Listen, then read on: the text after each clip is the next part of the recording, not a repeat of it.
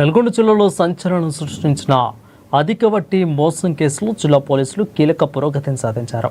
ఈ స్కామ్లో ప్రధాన నిందితులు రామవత మధుతో సహా మొత్తం 9 మందిని అరెస్ట్ చేశారు. ఈ విషయాన్ని ఎస్పీ శరత్ చంద్ర పవార్ వెల్లడించారు. గోకులానందన ఇన్ఫ్రాస్ట్రక్చర్ కంపెనీ పేరుతో మధు, అతని బావలు భరత్, బాబు, రమేష్ కలిసి అమాయకులను మోసం చేశారని అన్నారు. ఇక నెలకు 15 నుంచి 18% వడ్డీ ఇస్తామని, డబ్బును రెట్టింపు చేస్తామని మాయమాటలు చెప్పి కోట్లలో వసూలు చేశారని తెలిపారు. బాధితుల ఫిర్యాదు మేరకు చీటింగ్ సెక్షన్ల కింద కేసులు నమోదు చేసి రిమాండ్కు తరలించామని పేర్కొన్నారు. ఇక ఈ కేసులో మరికొంతమంది కీలక నిందితులను కోసం గాలిస్తున్నామని ఎస్పీ తెలిపారు. అయితే ప్రజలు అప్రమత్తంగా ఉండాలని పోలీసులు హెచ్చరించారు.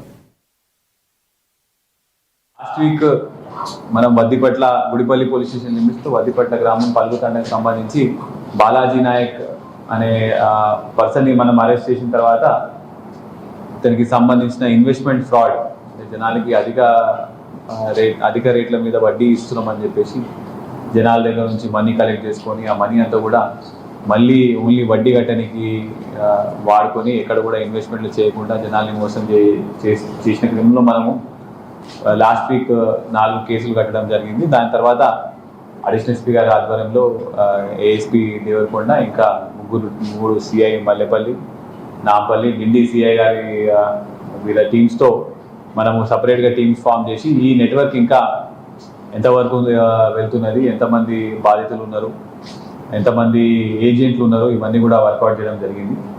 ఆ రోజు మనము ప్రెస్ మీట్ పెట్టిన తర్వాత ఎఫ్ఐఆర్ కట్టిన తర్వాత ఆ రోజు నుంచి ఇప్పటి వరకు సుమారు 300 మంది బాధితులు మనకి పోలీస్ స్టేషన్కి వచ్చి వాళ్ళ డాక్యుమెంట్స్ అన్నీ కూడా మనకి సబ్మిట్ చేయడం జరిగింది.